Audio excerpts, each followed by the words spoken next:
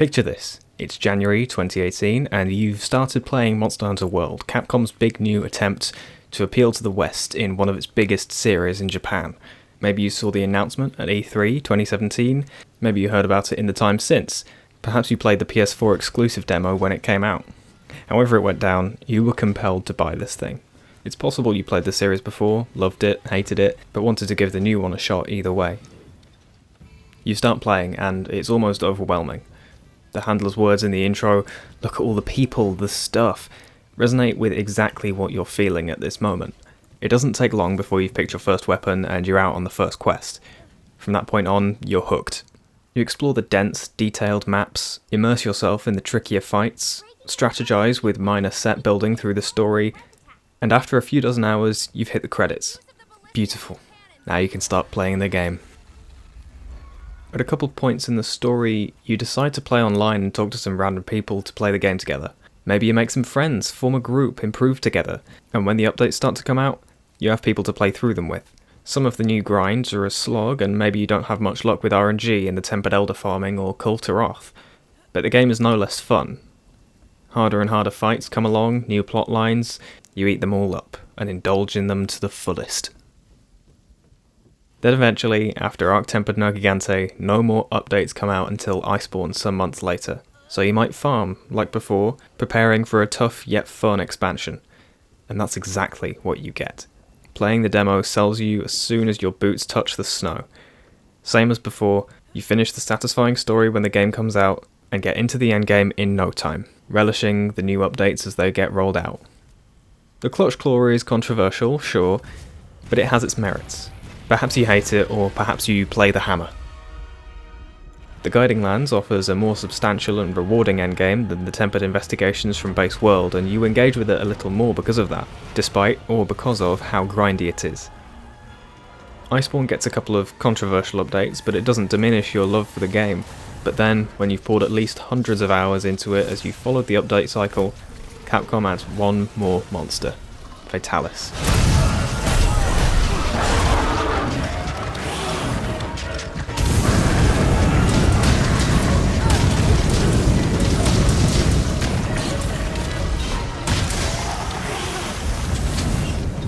And this is where I'll stop trying to give a generic, widely applicable description of many people's experience with going through the game live, because Fatalis was a wall to everyone, and everyone dealt with it differently. But before I get ahead of myself, I want to talk about the solo part of this, the story and the history. Fatalis has been a serious staple since the first game, but as the games have kept coming out with their own updates to basic concepts like player control, Fatalis didn't get updated at the same rate. So he ended up falling behind from being the most imposing monster in the series to just being something that lore nerds would gush about for seemingly no reason. And yeah, Fatalis lore is badass, but you could never really feel it in the fight. I mean, Crimson Fatalis even shows up as the last quest in the Village Egg quest line in 4 Ultimate for Gog's sake. Fatty needed an update, desperately, and what better time to give him one than the game that gave everything an update, World and Iceborne. Now, I couldn't find a source for this, so take it with a healthy sprinkle of salt, but initially, this guy wasn't even intended to be in the game as far as I remember. It's possible he replaced Orochi Kirin because that was on the leak list that was right until now, which is a bit sad for Orochi, but I'd say they chose the right option. If I remember correctly, they made the model for Fatalis for the 15th anniversary celebration, and when everyone in the community then expected the Black Dragon's return, Capcom then sort of decided to make Fatalis the last major fight addition to the game due to the fanbase's overwhelmingly positive response to the new model. Honestly though, I'm not sure how much I believe that myself, because the Fatalis update was so fucking good it would have to be some kind of miracle if it only came about from the anniversary celebration. Anyway, in the story they added with the update, there's a couple of quests with a lot of dialogue around them. First off, there's an Elatrion with a tiny little health pool, so most people will probably kill that just after one judgment. But what's kind of fun about this Elatrion is that you don't actually have to do the normal one first, so you can get the experience of killing a nerfed one before going for the big boy, though I will say doing that messes up the order of the story a bit because the game treats the baby one like you've already done the normal one. But yeah, after dealing with that, the commander comes back from a trip to the old world with a... What? A new character? The general is a high-ranking member of the guild, and he's come to personally request the assistance of the best-known hunter, you. There's a bunch of dialogue confirming in canon what happened with Shrade and who Fatalis is, as well as how the people in this world believe the dragon to just be a bedtime story. After that little lore dump, you and the crew head off in a boat in a scene calling back to the intro to Base World, with the first person camera and everything. It's a really nice circular nod, but it doesn't indulge itself for too long because the general shows up again to go over the plan in a genuine mission briefing. He shows you a map of the arena at Castle Shrade and breaks down the locations of all the things you'll need to know about the fight. To be honest, I'd love to see briefings like this more often in Monster Hunter, at least on siege quests. Nothing alluding to the nature of the fight or the phases or anything, but just to let people know what the arena's like before they go in for the first time. But yeah, he tells you all this, and then you arrive to see that there's a barrier up, blocking probably over half of the arena, and definitely most of the good siege equipment. It comes as a shock that you can't use the equipment you've just been briefed on, but there isn't much time to express that shock before Fatalis himself shows up and thrusts you and the excitable A-lister into battle.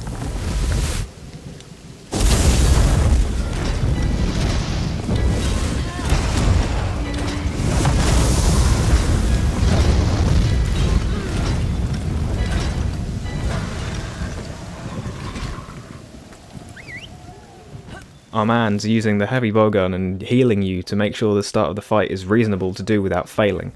And eventually, after wailing on Fatalis for a good few minutes and learning his new moveset, a cutscene triggers. Fatalis flies up to one end of the arena and starts torching the place, ripping down the barrier put up by the previous victims while the A-lister pushes you into some cover, sacrificing himself. Kind of. He just carts, he doesn't die. Phase 2 starts, the full arena is available, and now you can do multiplayer. Woo! This phase is a little more engaging than the first. Fatalis gets a couple of new attacks, there's a roaming ballista cannon, but I think that the best part of this new arena is the size. It's so big, if you make too much distance, you may find you need to be more careful when avoiding his attacks. Fatalis is clever, and he won't just let you run away and heal. He'll snipe you, he'll make the ground explode under you or cook you alive with his cone of fire, but once you've survived and chipped away enough health from the big bastard, he'll fly up and do the same AoE as before, only this time the cover is at the back of the arena and likely much farther away than the one in Phase 1. I'll talk about why I love Fatalis' AoE so much in a bit, but first I'll talk about how he reuses something else from Elatrion, the horns. After melting through maybe a meter of solid steel in a matter of seconds after you put the gate up, Phase 3 starts, and he does one of the coolest damn roars in the franchise, rivaling that of Raging Brachydios in its final phase, but then starts torching the arena with an upgraded flame breath. But have you broken a horn yet? That's right, if his horns are intact by the time you reach the 50% health threshold, his fire will have blue in it and might one-shot you. On top of that, Phase 3 puts some interesting spins on moves you've learned to dodge from earlier in the fight. For instance, he can now do his huge charge-up blast 3 times in a row, aim them all independently, and the third one has a shorter wind-up. But not long after you get into this phase, he'll fly up again to one of the 4 sides of the arena, charging his AoE for a 3rd time. But where do you go? Well, under him, of course. Rather than seeking shelter under shit metal, you avoid all the subsequent AoEs he does in Phase 3 by using a blind spot under him. The fight runs as normal for a bit, maybe he does another AoE or 2, then you hear the Dragonator is ready for use. And when you use it, you've entered the final stand. The classic orchestral proof of a hero kicks in, and he does 1 or 2 more AoEs with this song playing the whole time, and eventually, he falls. You've slain a legend. When you return to Astera, the General straight up names Aiden and Julius as the Ace Cadet and Ace Commander respectively, then buggers off to go engage with intimate celebrations with the Commander or something, I don't know. Fatalis has a great moveset, exceeding Elatrion in terms of learnability and pace in my opinion. The way it builds up from phase to phase just feels so natural, and he weaves attacks together in such a tricky yet rewarding way. I love how the concentrated flame breath beams allow you to clutch onto his face without being knocked off, while the explosive flame spit attacks blast you off in an instant. His hind legs can trap you into more than one instant death attack if you aren't careful, so you learn to be careful.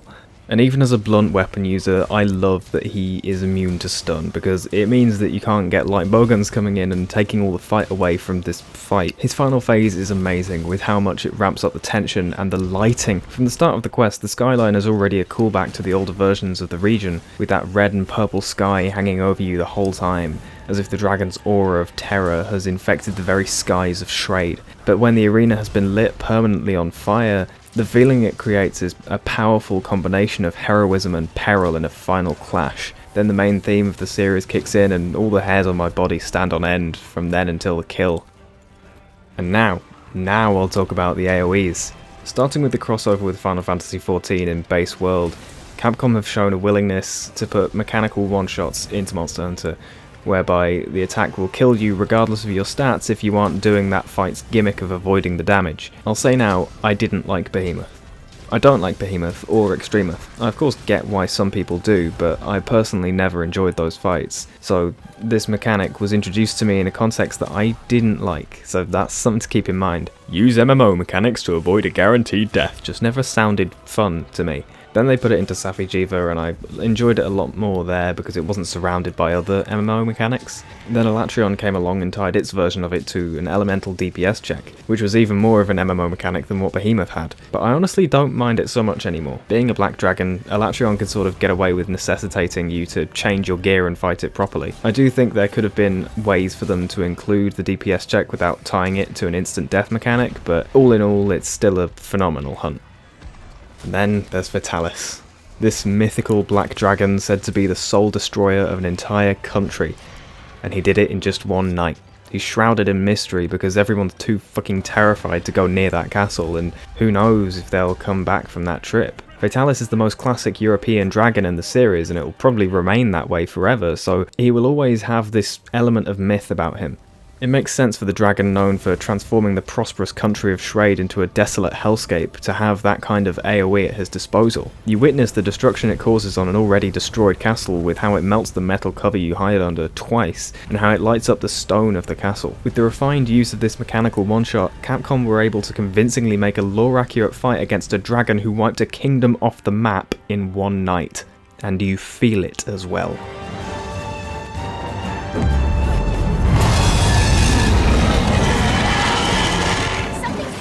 When you first take down Fatalis, it's such a rush, and you know you've accomplished a great victory. It's not often a game can evoke such a powerful feeling of triumph in its players. Iceborne's Fatalis truly is my second favourite monster. Now please, enjoy the rest of this hunt.